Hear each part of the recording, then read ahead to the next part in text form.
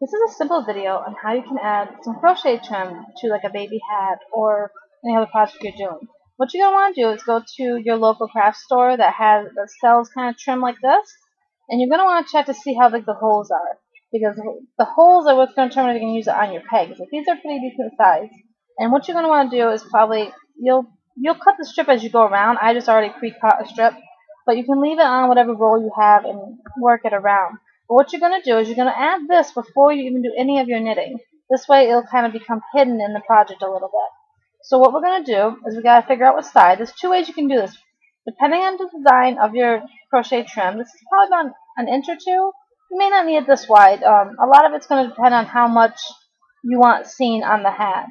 And with this one, I can choose either this side, or I could choose this side because there's holes down all the way through here. So what I'm actually going to do is I'm actually going to use this side, mainly because there's not any border. Like when you look at this side, where I would use these holes are here, and there's still this edging border, and I don't want to use that. So I'm going to use the side that doesn't have that edging border because it'll hide a little better. And then all you're going to simply do is place it on your loom with the holes, and you can use your hook to help put them on there. So that's all you're going to do is find the first hole and just attach it on to the peg. Just like that. And then go to the next hole and attach that on.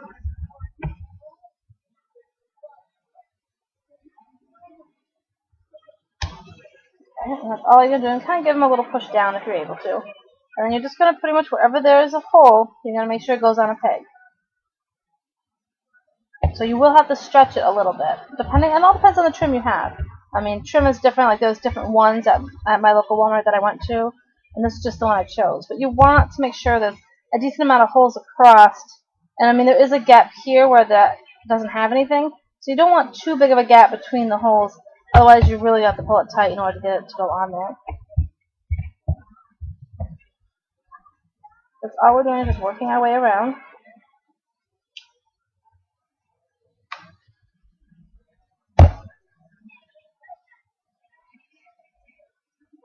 And if you have to, because this is getting a little too tight, you can move over one and grab the next one. It's basically however you want to do it.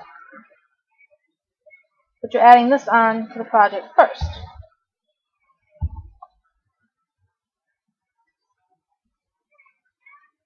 And if it's too hard, then you just go to the next hole. Because I mean, if you skip holes, you can see it'll create a little bit of a bunching, which is kind of cute addition to a hat. So it really is just however you decide to do it. But this is all you're doing. I wanted to do my first video back in a while. I wanted to do something simple and just kind of a little quick video that you can add to a project. Like I said, check your craft store, see what they have. And if you're worried about, well, will it fit over the pegs? If you have a nifty knitter that the pegs tend to pop out, just take the peg with you and see. The Martha Stewart looms have pegs that do come out, so you can take one of those with you. That's pretty much what I've done this a couple times, so I kind of know what size I'm looking for. But it all depends on how you want it, basically. Like I said, I'm not doing every hole like I wanted to. I have to skip some because it's pulling it too tight. So, but that's all you're doing, is you want to work this around your loom almost to the end, and you want to work it on first.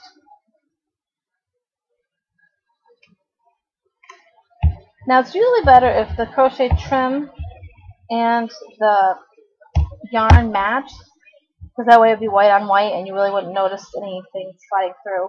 But I want to use this different color yarn, so I'm going to see how it looks with that as well. Almost to the end.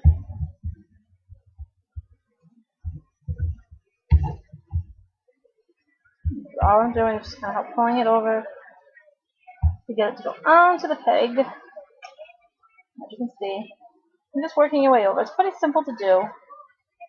And it just adds a nice, cute little border to like a little cute detail to like a kid's hat, especially. You can also do this if you want to do just anything that would have like a little ruffle edge.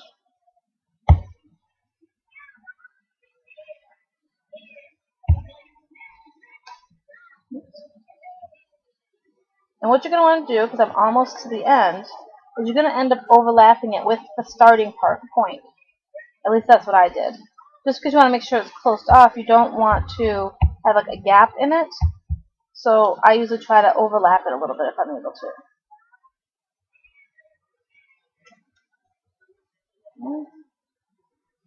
So I'm going to actually go a couple over so that, as you can see, it's going to overlap. If you look on the inside, this is the part we started with.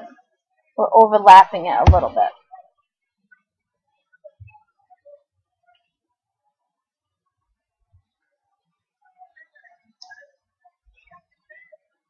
And I would say 1 or 2 pegs to overlap it would be fine. And then what you can do is you can cut off the excess, because you don't need that. But you can kind of give it a little push down. Because you're going to do like your normal knitting. Here's over my head today. So I'm just going to gently push them down a little bit. Just basically so you have room to put the yarn. And then I'm going to find where I need to cut and grab my scissors. And you're going to cut that pretty much like straight across. And luckily for me, it's got a spot that doesn't have it. So if you want to, you can turn it around so you're working this way, making sure you're only cutting the top one and don't accidentally cut through to the bottom. I've done that before. So if you do that, and as you can see, it's already gathered around. And now you're just going to grab your yarn, and you're going to do like the E-wrap. You're just going to E-wrap it around. I just got to find my end here. And then we're just going to E-wrap it around. So after we get the crochet trim on, all I did was simply go around and E-wrap the pegs. Now normally I would say try to do a different stitch now, but it all depends on how tight that crochet trim is on your loom. So I'm only going to do a simple E-wrap, and I'm just going to I'm going to take 2 over 1, and I'm counting this crochet trim as 1. So I got the crochet trim and the first E-wrap I did, and I'm going over the 1. And I'm going to work it 1 peg at a time, just because I think that will help me maneuver a little bit. So now I can show you what I'm talking about. What I'm doing is I'm just going to E-wrap this one. I'm going to take the crochet trim and the yarn that's already been E-wrapped the first time around and knit over.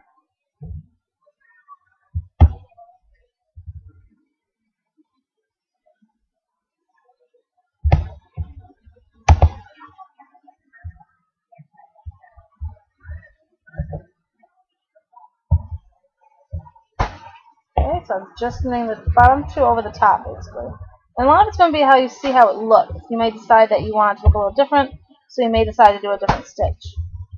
It's pretty much going to be up to you. Some of them are going to be tighter than others to knit over. So be prepared to fight with it a little more in places.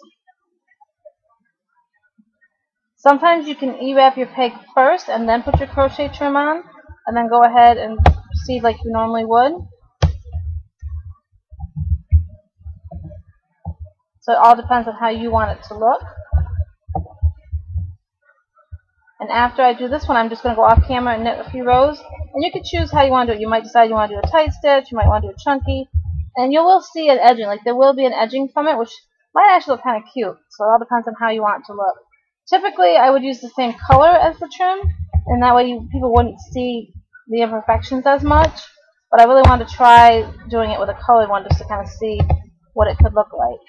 And if it would give me a cute little extra detail, because you'd be able to see the difference between the two. So that's why I'm kind of doing it with a colored one, unlike the first hat I did where I used white to match the trim. So sometimes it's hard to knit over, which really can make, difficult when you're trying to do it. Some can knit over easy, some can knit over hard. It just depends on how we had to position them on the peg. That's all I'm doing is knitting them over, as you can see. That's how it's looking on the outside. We're almost to the end.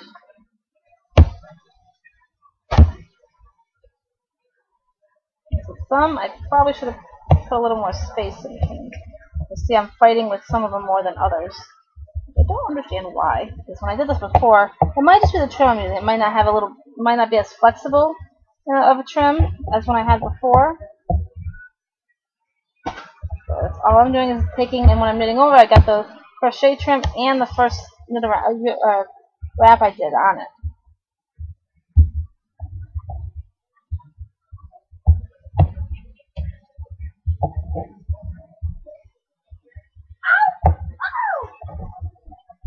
That's all I'm doing is just finishing up this row. And I'll kind of give you an idea of what it looks like.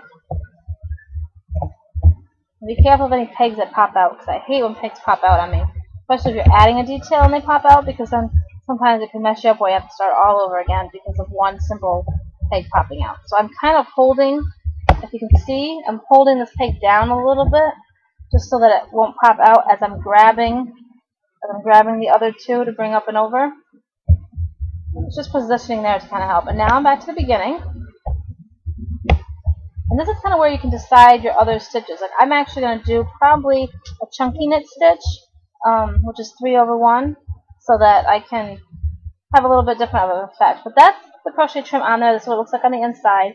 This was adding it to the beginning, so we're going to end up having a little bit different detail than on my other hat. So I'm going to go off camera, and I'm going to knit a few rows enough so that we can see what it looks like when it's down further. Okay, here's the last little part for this project. I've worked it down a little further so you can actually see how it looks once it's coming through. I actually did the chunky knit, which was wrapping the looms 4 times and taking the bottom 3 over the top 1. But I just wanted to show you what it looks like. I'm doing more of like a summery hat, so you can see how the lace kind of looks, and I do have to do a little fixing, see if I can get it over here where the 2 meet. But this is just to show you what it looks like, and it adds a cute little detail to it. Let me stretch it out so you can see a little better. That's what it looks like when we put it down first and we go around. It may look a little different depending on what you're using for the crochet trim. But it's just to show you that when you go into the craft section at a store, don't just look at the yarn. Really look at fabric. Look at the ribbons they might have, or the trim like this, or anything else that you might be able to use to accessorize a project you're doing. I mean, something that has holes might be able to be placed right on a loom and add a little extra detail. I think when I get this all done, it's going to look like a nice, cute little, like almost sun hat for a child, because it sticks out pretty far in the brim. As you can see, it's just kind of really cute, and it just kind of gives it a little extra detail. Let me pull it back so you can see a little extra detail on it. And like I said, right here is where the 2 overlap, so I just got to do a little tweaking to hide that little strand. But I actually like it, and I'm just going to keep working it until it's ready to take it off. I'm not doing any decreases in this hat. I'm just going to work it like a plain, normal, simple hat that you normally start learning how to loom knit. So I'm not going to show you how to take it off the loom. I have other videos that possibly show you that as well, so I don't want to feel redundant when I just want to show you how simple it is, just to add something extra to your project so you're not, a little flair to it like this. I don't know if you can get these in different colors. They didn't have different colors at my Walmart. But it's still something cute. And if you find a wide enough ribbon and you make little small holes, you could probably almost do the same idea. I haven't tried that out yet, but it's on my to-do list. So this is the first video in a line of many videos I have planned to do. I have one more that's I got to do part 3 of it. So yeah, I mean, I'm definitely back. I'm just going to get on the ball, hopefully getting the videos done. But I just hope this is definitely a cute little summer type project to make a cute little sun hat for a child for the summer. So I hope you enjoy it.